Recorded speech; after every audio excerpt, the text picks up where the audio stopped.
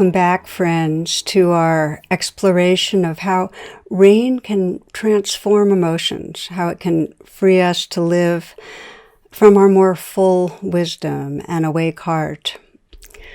Albert Einstein, one of his most well-known quotes goes like this. He says, "We live in an optical delusion of separation, and that this delusion is a kind of prison for us, restricting our affections to just a few persons nearest to us." He says, "Our task must be to free ourselves from this prison by widening our circles of compassion to embrace all living creatures and the whole of nature in its beauty."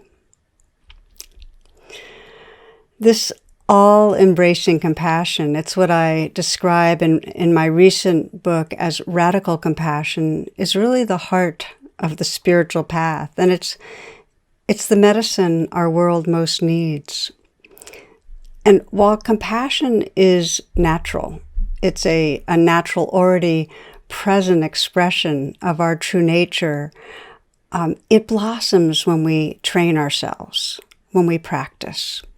So this is the essential gift of rain, that we can actually practice in a way that awakens compassion.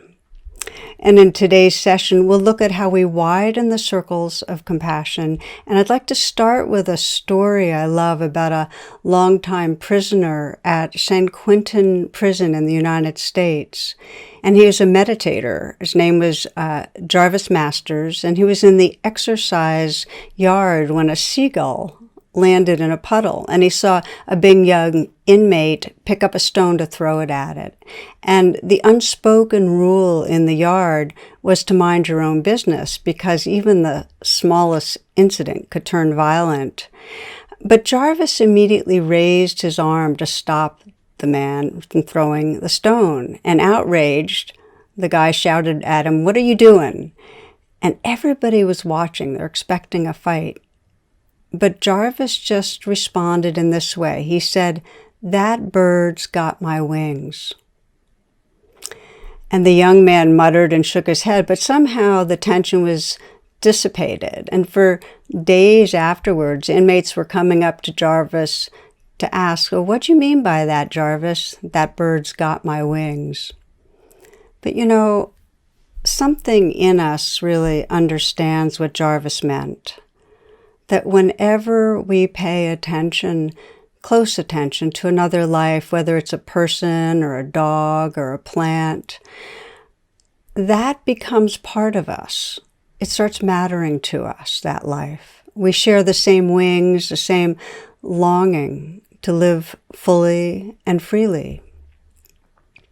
Yet it's important to look at how when our limbic brain, our survival brain's activated, then we get cut off from this capacity to pay attention and to feel care.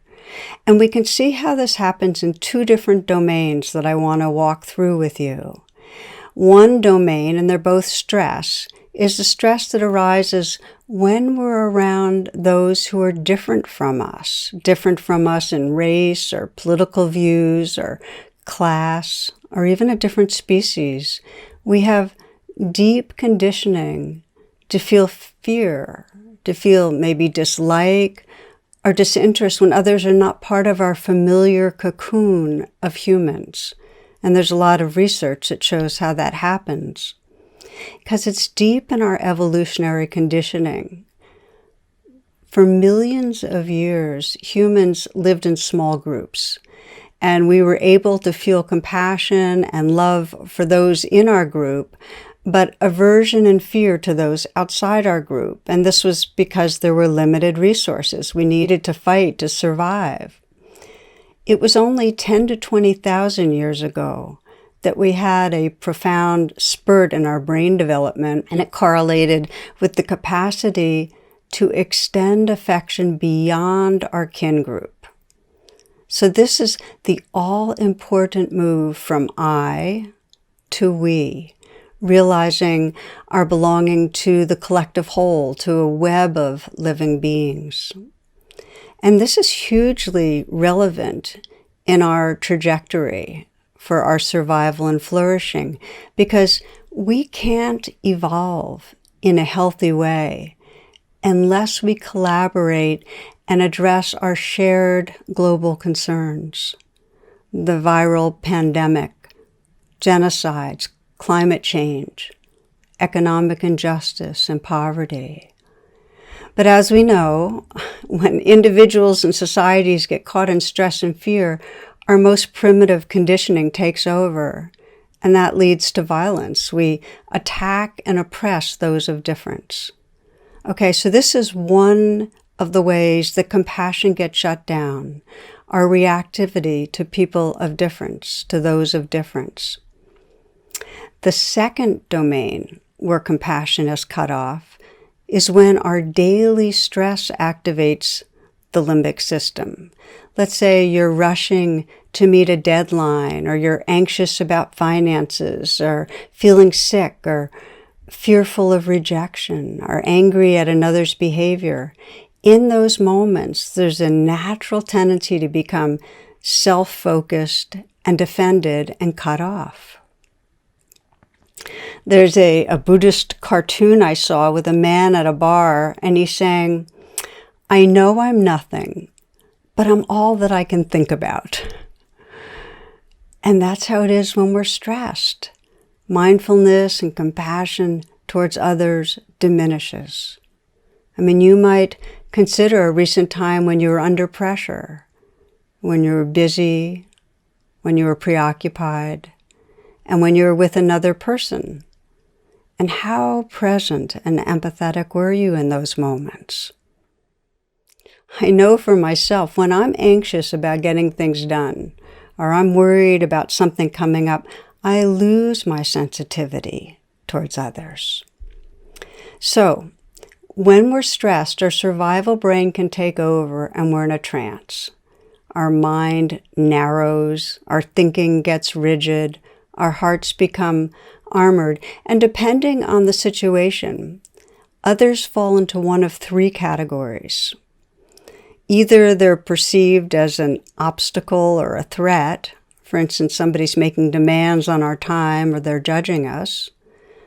Or they're perceived as a source of potential enhancement or gratification. They can give us approval or assistance or a raise in our salary. Or that person's unimportant to our wants and needs. From a Buddhist lens, others become objects of aversion, of grasping, or of neither, which leads to disinterest. But with any of these limbic reactions, they become an object. Others become unreal. We are cut off from their subjectivity, their vulnerability, their living human hearts. So this is our predicament. We have the capacity for compassion. It's our potential. It's intrinsic to our Buddha nature. But our conditioning to get hijacked by the limbic brain cuts it off. Now, of course, this is all developmental. As many of you know, self-centeredness it's a really natural part when we're younger in our developmental growth, and that, over time we also get trained by our society and our families to be more attentive to each other. I heard a story of a group of young children on a school trip, and one went up to the bus driver and handed the bus driver some peanuts. And the bus driver thanked the little girl and thought to themselves, "Oh, how caring. The children thought I was hungry." Well, it happened again. The little girl came up and offered another pile of peanuts. And again, the thank you. But when it happened the third time, the bus driver said, "Oh no, you children enjoy them. You keep them." And the little girl responded, "Oh, but we just want to suck the chocolate off of them." So it's entirely natural as we grow up that our motivations are mixed in dealing with others. And as we develop, it's possible to shift from that self-centeredness to we. So let's look now together at how rain can help us cultivate our compassion. And the training that wakes up compassion has two basic elements. And the first element is a mindful opening to suffering. In other words, allowing ourselves to be touched by suffering. And this happens during the recognize, allow, and investigate parts of rain. The second part of the training is to actively respond with care, and this happens during the nurturing. So we'll look at that, but I want to remind you that there's after the rain, which is after those 4 steps of rain. We rest with what has emerged, and during that time, there's a neural integration of an enlarged sense of being. In other words, the state of compassion can more and more become a trait of compassion, more enduring. Okay, let's look closer at our primary challenge to cultivating compassion, and that is our basic conditioning to pull away from pain. So compassion means to feel pain. We have to open to the pain, but we're conditioned and habituated to pull away from pain. So it takes an intentionality. It takes a real courageous willingness to practice leaning in towards what we avoid. Said more simply, we need to learn to feel feelings. I heard a story about a civil rights activist and theologian. Her name's Ruby Sales. And she was getting her hair done early one morning, and the hairdresser's daughter came in. She had spent the whole night on the streets hustling. So she had sores on her body, and she'd clearly been on drugs. And Ruby thought to herself, ask her where it hurts. So that's what she did. She said to the young woman, Shelley, where does it hurt? And just that simple question opened up Shelley to sharing things she had never even shared with her own mother about having been incested, how all the things that happened to her as a child. She shared the source of her pain. And for Ruby, she realized in that moment that she needed a larger, more compassionate way to do her work, and that it came down to being able to lean in to where the pain was and ask the question, where does it hurt? Now, that doesn't mean when we're with somebody else, we actually say the words out loud, but it means that we're interested and open to being in touch with their hurt. In order to open ourselves to others' vulnerability, we need to be intentional in this way. We need to turn towards the pain, to be asking a question, what's it like being you? What's it like being you? So, my friends, this is central as we bring the rain meditation to others in our life. And let me now explain how rain wakes up compassion with a story. I had one friend who directs a health clinic, and she was concerned about a nurse who was regularly at the center of conflict. Others complained that this nurse was edgy and oversensitive and defensive. And one day my friend had her own experience of that when this woman responded to a patient's complaint by blaming someone else. So my friend knew she needed to talk to her, but she wanted to do it with kindness and skill. So the night before they met, she practiced rain. And I'm sharing this story because you can practice rain before you engage in situations where you want to have access to your heart. So she practiced the night before, and she practiced the R of rain, recognizing this woman's behavior, her appearance, her expressions of irritation, and then allowing with a mindful presence, just letting that all be there, not judging, not looking away. And then she began investigating with her own inner inquiry. Well, what's it like being you? That question. And this helped her sense into the woman's pain, into the woman's insecurity, her feelings of deficiency, of not belonging, and how her hostility was actually covering over that vulnerability.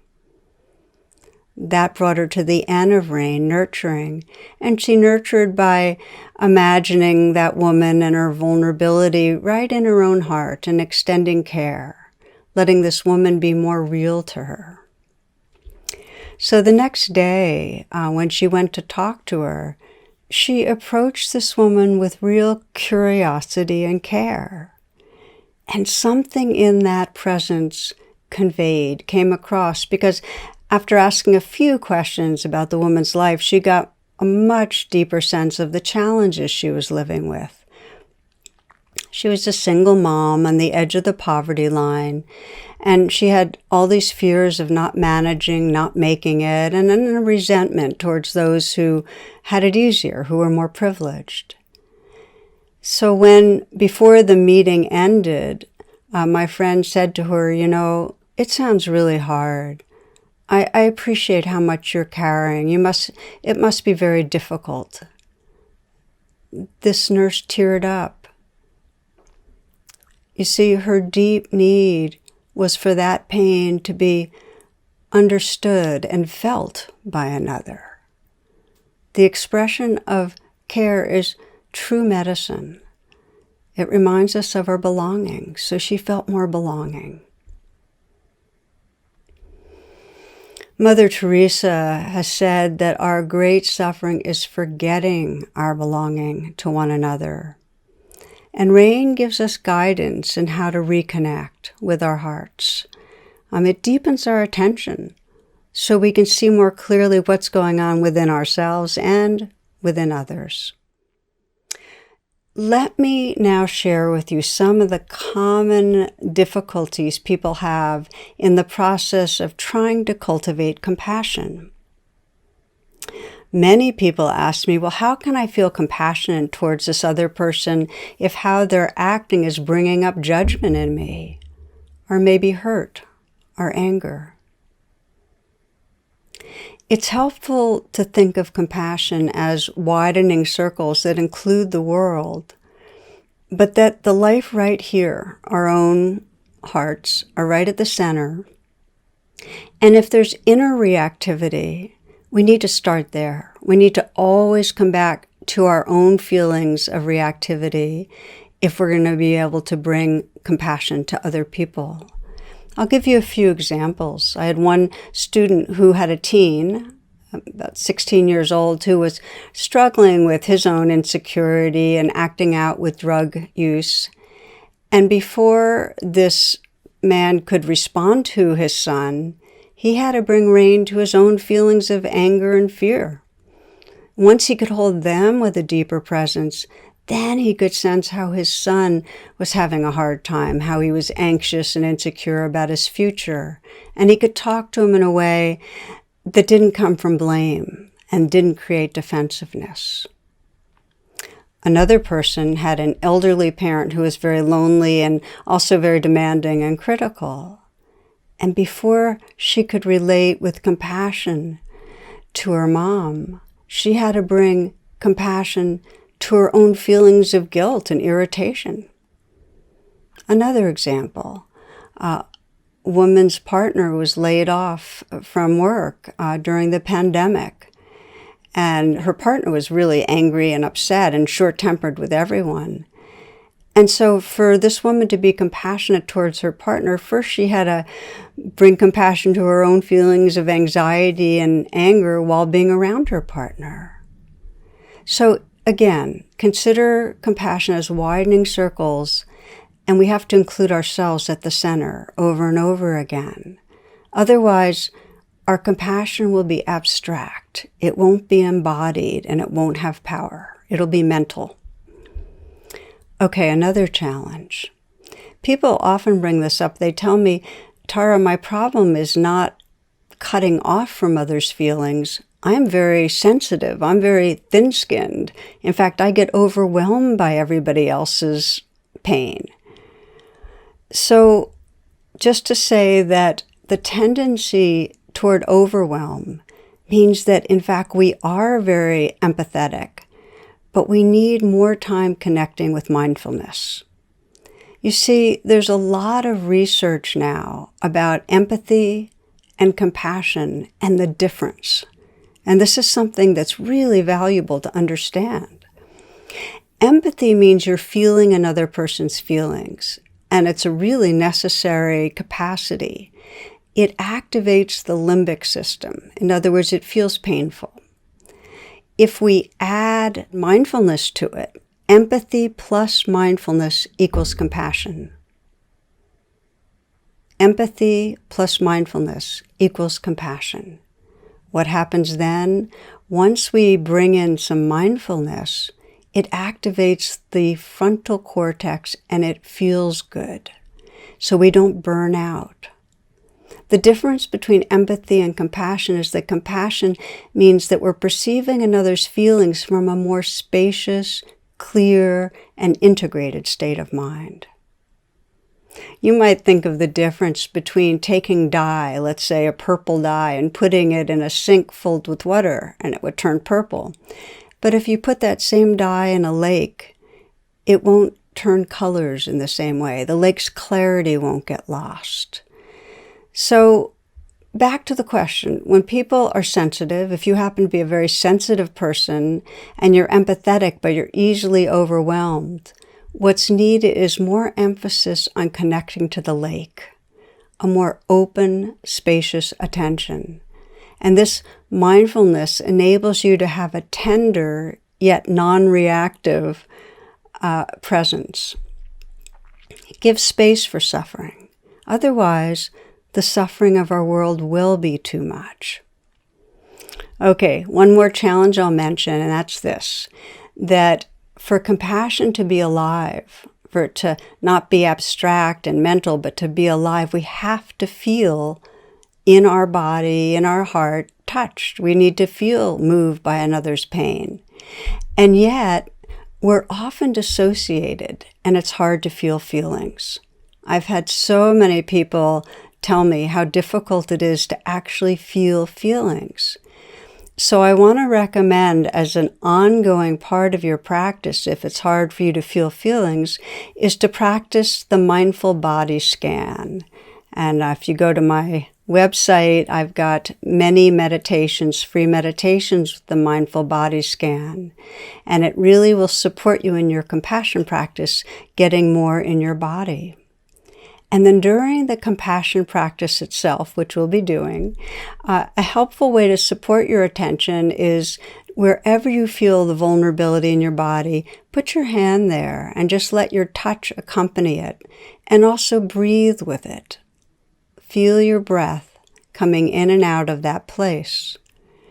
The breath can be a powerful support, both to help you get more in touch with your body, but also to help you get more connected to that lake, that bigger space of awareness. And the way it can support you is as you breathe in right into the body and where you're feeling vulnerability. And as you breathe out, let all of that vulnerability go out with the out-breath and be held in that great sky of awareness, the more spacious presence. This is a common way that compassion practice is taught in the Tibetan tradition. It's called Tonglen. And when we practice, you'll see how it can serve you during the investigation part of rain. Now, we started with a story. That bird has my wings. And we've been exploring how we can awaken connectedness with each other and all living beings, how we can deepen our attention with mindfulness open to the suffering and feel that nurturing and that care. As mentioned, a universal obstacle is that when people are very different from us, we tend to cut off the compassion. We revert to that primitive brain, and they become unreal others. And their vulnerability and their basic goodness get obscured. I want to share with you a story that taught me a lot about this. A minister describes a family trip. They were traveling on Christmas Day, her husband, 2 children, and they decided to stop at a restaurant. It was nearly empty. She sat her youngest son, or 1-year-old Eric, in a high chair, and suddenly she heard him squeal with glee. "Hi there." 2 words he thought were one. "Hi there." His face was alive with excitement. And she writes this. She says, "I saw the source of his merriment, and my eyes could not take it in at once. A tattered rag of a coat, baggy pants, both they and the zipper at half-mast over a spindly body, gums as bare as Eric's, hair uncombed, unwashed, and his hands were waving in the air, flapping about. 'Hi there, baby. Hi there, big boy. I see you, Buster.' My husband and I exchanged a look that was a cross between 'what do we do' and 'poor devil.' Eric continued to laugh and answer, 'Hi there.' Every call was echoed. This old geezer was creating a nuisance with my beautiful baby. I shoved a cracker at Eric and he pulverized it on the tray. I whispered, 'Why me?' under my breath. Our meal came and the nuisance continued. Now the old bum was shouting from across the room. 'Do you know patty cake? Attaboy! Do you know peekaboo? Hey, look, he knows peekaboo.' We ate in silence, except Eric, who was running through his repertoire for the admiring applause of a Skid Row bum. Finally, we had enough. Dennis went to pay the check, imploring me to get Eric and meet me in the parking lot. I trundled Eric out of the high chair and looked toward the exit. The old man sat poised and waiting, his chair directly between me and the door. Lord, just let me out of here before he speaks to me or Eric. I headed towards the door. It soon became apparent that both the Lord and Eric had other plans. As I drew closer to the man, I turned my back, walking to sidestep him and any air he might have been breathing. As I did so, Eric, all the while with his eyes riveted to his best friend, leaned far over my arm, reaching with both arms in a baby pick-me-up position. In a split second of balancing my baby and turning to counter his weight, I came eye to eye with the old man. Eric was lunging for him, arms spread wide. The bum's eyes both asked and implored, "Would you let me hold your baby?" There was no need for me to answer, since Eric propelled himself from my arms to the man's. Suddenly, a very old man and a very young baby were involved in a love relationship. Eric laid his tiny head upon the man's ragged shoulder. The man's eyes closed, and I saw tears hover beneath his lashes.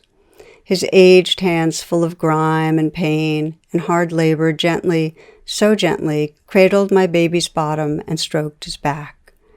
I stood awestruck. The old man rocked and cradled Eric in his arms for a moment, and then his eyes opened and set squarely on mine. He said in a firm, commanding voice, "You take care of this baby." Somehow I managed, "I will," from a throat that contained a stone. He pried Eric from his chest, unwillingly, longingly, as though he was in pain. I held my arms open to receive my baby, and again the gentleman addressed me. "God bless you, ma'am. You've given me my Christmas gift." I said nothing more than a muttered thanks. With Eric back in my arms, I ran for the car. Dennis wondered why I was crying and holding Eric so tightly, and why I was saying, my God, forgive me."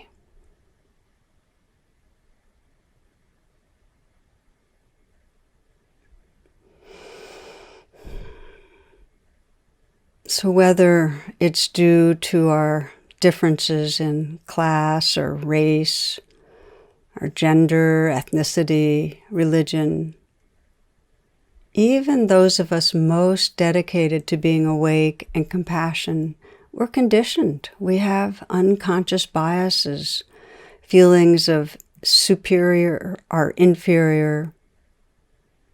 We have a way of continually creating caste systems, hierarchies, and unreal others everywhere on earth. I mean, right now you might ask yourself honestly, am I able to see that bird has my wings in all humans, in non-humans? This is our spiritual potential, and it's our great evolutionary task as humans to wake up out of that habit of separating, out of superior, inferior, and to really sense the gold, sense that sacredness that's shining through all beings. You know, our human brains have accomplished so much, but they're also responsible for so much cruelty within our species and towards other species, to the extent of threatening to destroy our home, this earth. It's only by awakening our caring for all living beings, including our living earth, that will then act in ways to protect and to heal. So this is the essence of the Bodhisattva path, the path of awakening beings, to call forth our reverence for life. And the hopeful news is we can train our hearts and minds in ways that bring this about. We can create the world that we believe in. So we'll practice now awakening compassion for others with rain. And please know as we do that this is a life practice.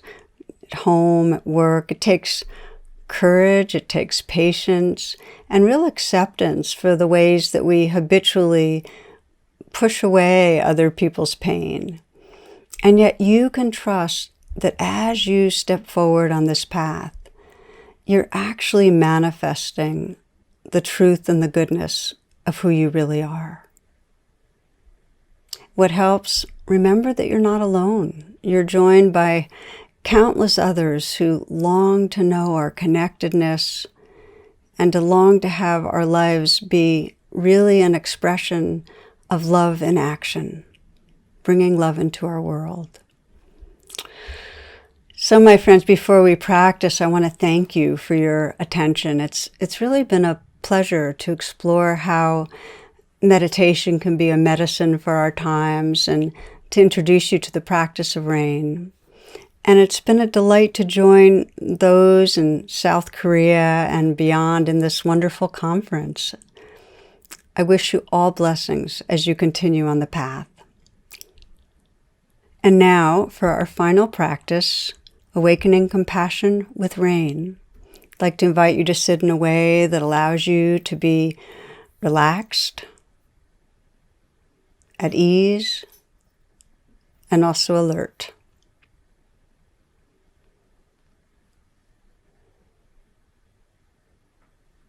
You might close your eyes and let go of any habitual tension that you notice. Perhaps relaxing your face, letting there be a slight smile at the lips.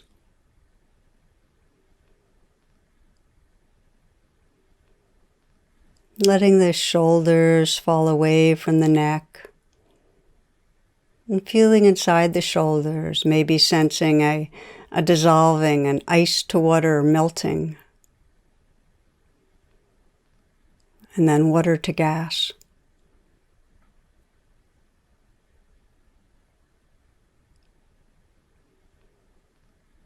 Softening your hands, letting them rest in an easy, effortless way. Letting the chest be open, and the belly loose, relaxed. Allowing your whole body and mind to settle.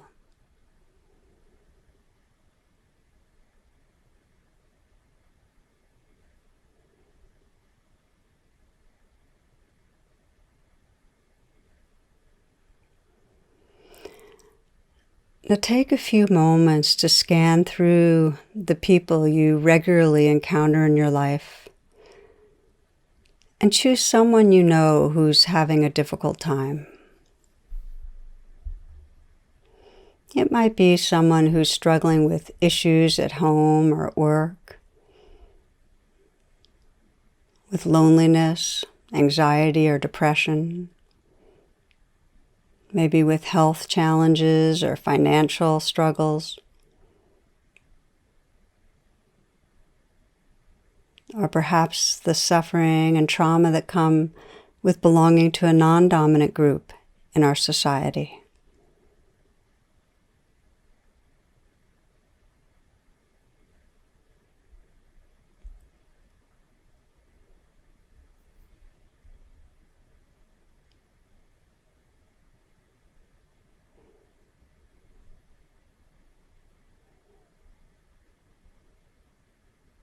Once you have this person in mind, take a few moments to sense your intention to deepen your compassion towards them.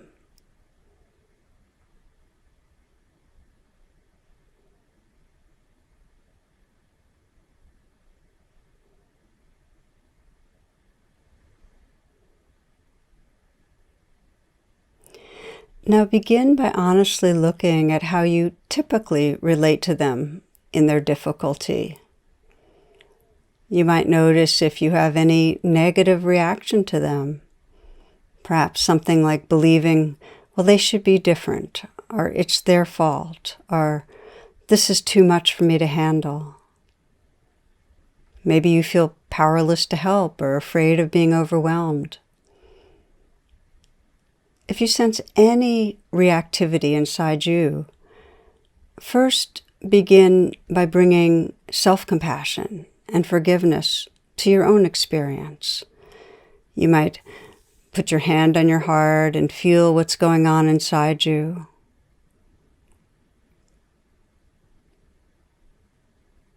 And send kind of a warm energy to wherever you feel vulnerable or reactive.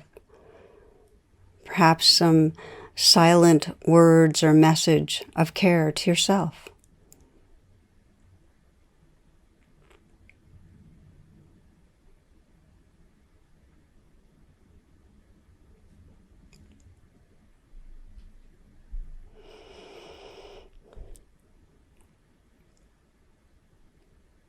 And now with rain, we'll bring attention to this person.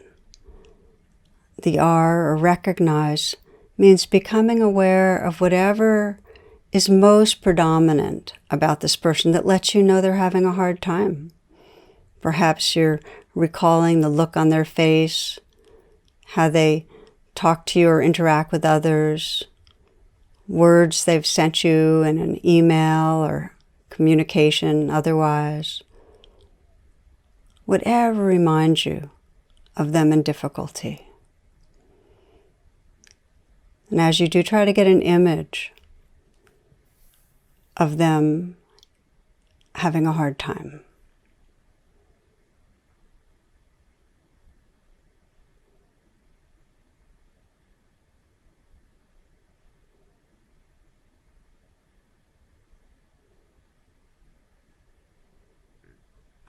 So recognizing this person in difficulty and allowing what you see to be there.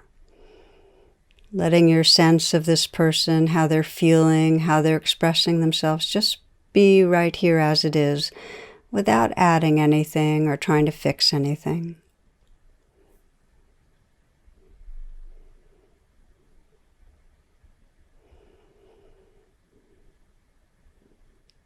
And we begin to investigate with gentleness and interest, exploring what's it like being you? Where does it hurt? And you might deepen your attention as you sense this kind of inquiry and wonder about this person. Well, what are you believing about yourself or your life that's causing pain? Perhaps they're believing that they're failing in some way, that they're unworthy, unlovable.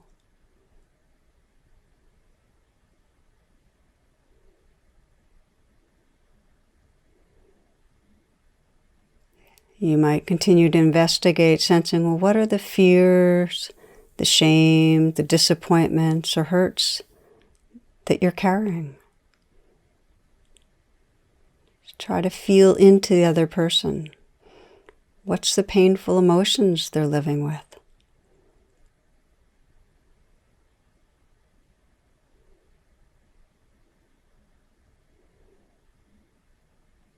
It helps if you visualize them close in, see their eyes, see the expression on their face when they're having a hard time.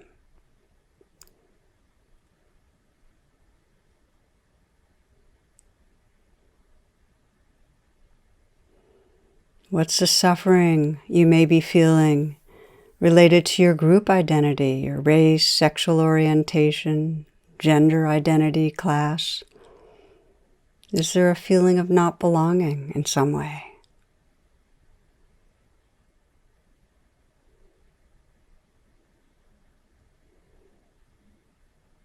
And in a deep way, the inquiry is, what does it feel like emotionally to be you?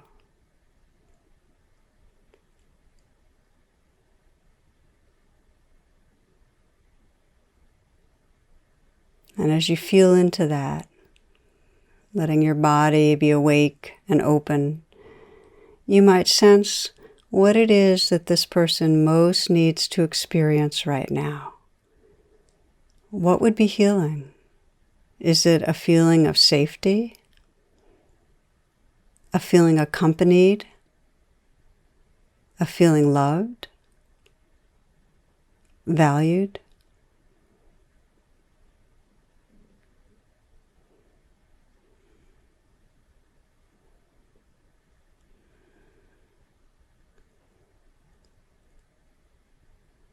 Feeling what they need, feeling what it's like to be them, and if it helps to deepen your presence with them, to feel the breath, you might put your hand wherever you feel vulnerability, and breathe in and imagine and feel and connect with their vulnerability, with what they feel, with the in-breath. And then breathe out and let that vulnerability out. Let it be held in that open space, the sea of awareness, to the whole field of a listening, caring presence. So breathing in and feeling touched by another's pain. And breathing out and sensing that pain being held in the vastness of caring presence. The sea of awareness.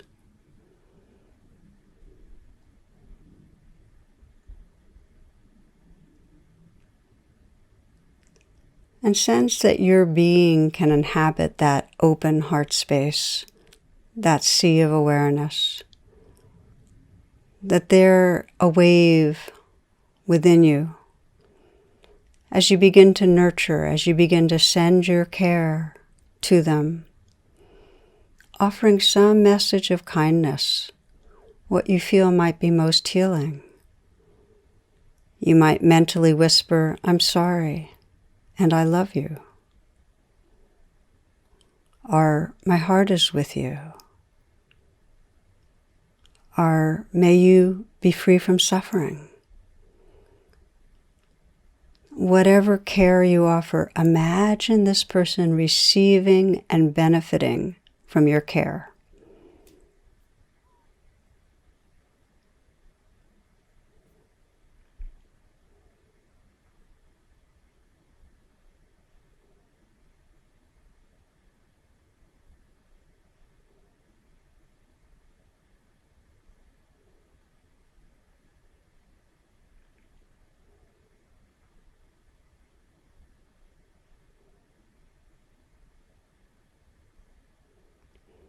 Offering care energetically and with words, and imagining them receiving that loving presence and benefiting.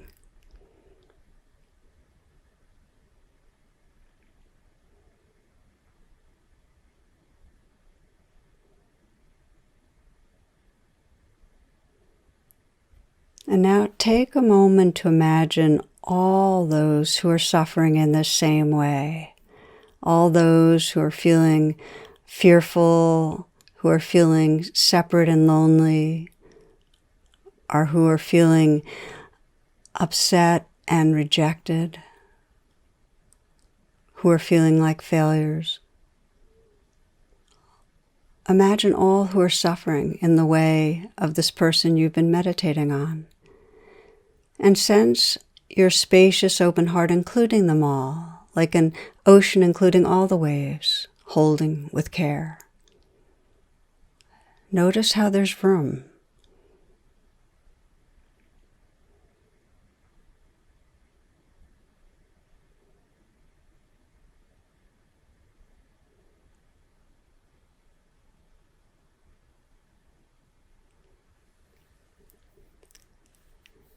In After the Rain, now we let go of all ideas of others and simply notice the qualities of heart and presence that are right here. Notice if there's a sense of openness, tenderness, compassion, a wakeful heart. With whatever you find, just let go and be that tender presence.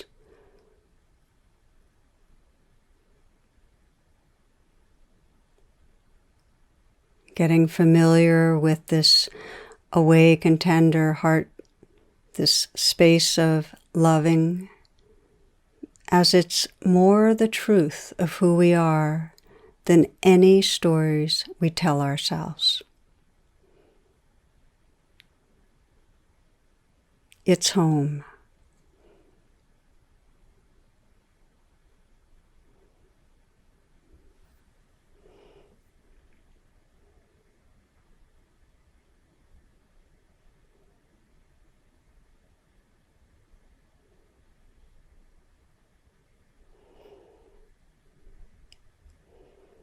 And before ending the meditation, you might imagine next encountering this person with an increased sensitivity and care and presence.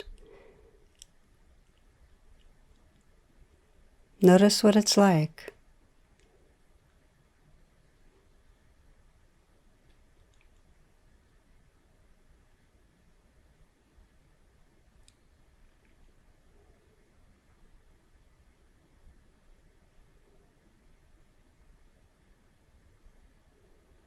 And as you're ready, you might take a few full breaths and then open your eyes. And then if you feel inclined, please journal about what is challenging and what you are learning from this compassion practice with rain.